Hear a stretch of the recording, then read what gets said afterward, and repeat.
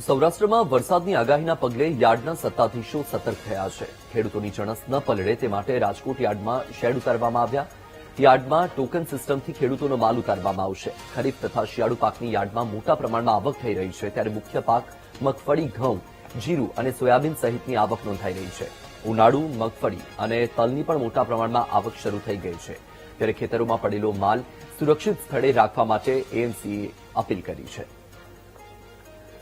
તો આપને જણાવી દઈએ કે એક તરફ રાજ્યમાં વરસાદની આગાહી છે અને છેલ્લા 2 દિવસથી અલગ અલગ વિસ્તારોમાં વરસાદ પણ નોંધાઈ રહ્યો છે, ત્યારે હવે સૌરાષ્ટ્રમાં વરસાદની આગાહીના પગલે યાર્ડના સત્તાધીશો સતર્ક થઈ ગયા છે અને ખેડૂતોની જણસ પલળે નહીં અને નુકસાની ન થાય તે માટે સતર્કતાના ભાગરૂપે પગલાં પણ લેવામાં આવી રહ્યા છે। ખેડૂતોની જણસ ન પલળે તે માટે રાજકોટ યાર્ડમાં શેડ ઉતારવામાં આવ્યા। યાર્ડમાં ટોકન સિસ્ટમથી હવે ખેડૂતોનો માલ ઉતારવામાં આવશે, જેથી કરીને જે માલ જે જણસ અહીં રાખવામાં આવે છે તેની જાળવણી પણ થઈ શકે અને આયોજનબદ્ધ રીતે તેને સાચવી શકાય અને નુકસાની ન વેઠવી પડે તેના માટે આ આયોજન કરવામાં આવ્યું છે। એક તરફ ખરીફ તથા શિયાળુ પાકની યાર્ડમાં મોટા પ્રમાણમાં આવક પણ નોંધાઈ રહી છે। મોટી સંખ્યામાં ખેડૂતો પોતાની જણસ લઈને અહીં આવી રહ્યા છે।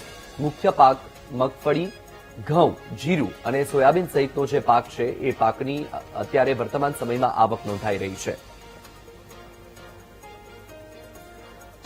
આજ મુદ્દે આપણી સાથે સંવાદદાતા ભાવેશ સોંદરવા લાઈવ જોડાયા છે। ભાવેશ, એક તરફ સૌરાષ્ટ્રમાં વરસાદની આગાહી છે, છેલ્લા 2 દિવસમાં કેટલાક વિસ્તારોમાં વરસાદ નોંધાયો પણ છે, ત્યારે હવે એપીએમસી દ્વારા પણ સતર્કતાના ભાગરૂપે પગલાં લેવામાં આવ્યા છે। શું માહિતી અને આયોજન કઈ રીતનું કરવામાં આવ્યું છે?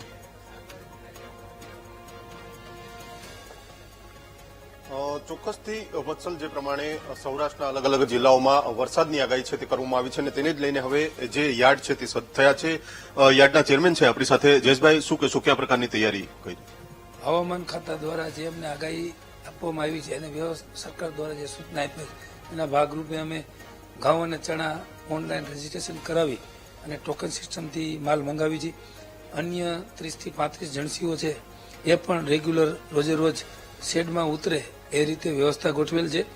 એક પણ જણસી અમે ખુલ્લા ગ્રાઉન્ડમાં ઉતારવામાં આવતી નથી અને અમારી પાસે શેડની જે વધુમાં વધુ સગવડતા છે, એક 11-12 શેડ નાના છે અને એક શેડ 15 વીઘાનો। આ જણસીઓ બધી શેડમાં ઉતારવામાં આવે છે। ખેડૂતોને અને માલ વાહનોને વાળાઓને અમે પણ વિનંતી અને સૂચના આપેલ છે કે તમારો માલ તાલપત્રી ઢાંકીને અને લઈને આવવો અને અમારી સૂચના મુજબ જે તે શેડમાં ઉતારો। એવી જ રીતે વેપારીઓને પણ સૂચના આપવામાં આવેલ છે હરાજી પૂરી થઈ જાય અને તમારો માલ તોલાટ દ્વારા જોખાઈ અને બારદાન ભરાય એમની વ્યવસ્થા તાત્કાલિક લોડ કરાવી વાહનમાં અને માલ જ્યાં તમારે પહોંચાડવાનો એ પહોંચાડવો, એવી વ્યવસ્થા અમે ગોઠવેલ છે। મારા સમગ્ર સ્ટાફને સૂચના પણ આપવામાં આવી છે કે કલાકે ને કલાકે યાર્ડમાં રાઉન્ડ લાગે અને જે પણ જણસીઓ પલરે એવી લાગે શેડ નીચે વાછળથી એ પણ ઉપડાવી લેવી, એવી વ્યવસ્થા કરાવેલ છે। સામાન્ય દિવસોમાં કેટલા ટ્રાફિક હોય છે, કેટલું જણસી રાજકોટ યાર્ડમાં આવતી હોય છે અને હવે આ વરસાદ છે તો આપણે હવે કેવી રીતના? રાજકોટ માર્કેટિંગ યાર્ડ સૌરાષ્ટ્રના પાટનગરના ગામમાં આવેલું એક યાર્ડ છે, એટલે સૌરાષ્ટ્રમાંથી અલગ અલગ જિલ્લાઓમાંથી 30 થી 35 જણસીઓની હરાજી થતી હોય એટલે બધા પ્રકારનો માલ અહીંયા 12 મહિના આવતો હોય છે। જે માલ જે ખેત પેદાશની સિઝન હોય એ વધુ પ્રમાણમાં માલ આવતો હોય એટલે એમને જે માલ વધુ આવતો હોય એમને પણ વધુ જગ્યા આપવામાં આવે અને જે જણસીની આવક ઓછી થતી હોય એમને એ પ્રમાણમાં જગ્યા આવે। એટલે 12 માસ અમે કાયમી એલર્ટ જ હોય છે।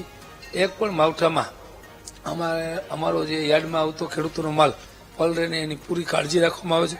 હું પણ સવારથી લઈ અને બપોરે 3-4 વાગ્યા સુધી સતત યાર્ડમાં હોઉં છું અને આખા યાર્ડમાં રાઉન્ડ મારી અને જે પણ સૂચના આપવી પડે એમ હોય એ સૂચના આપતો હોઉં છું।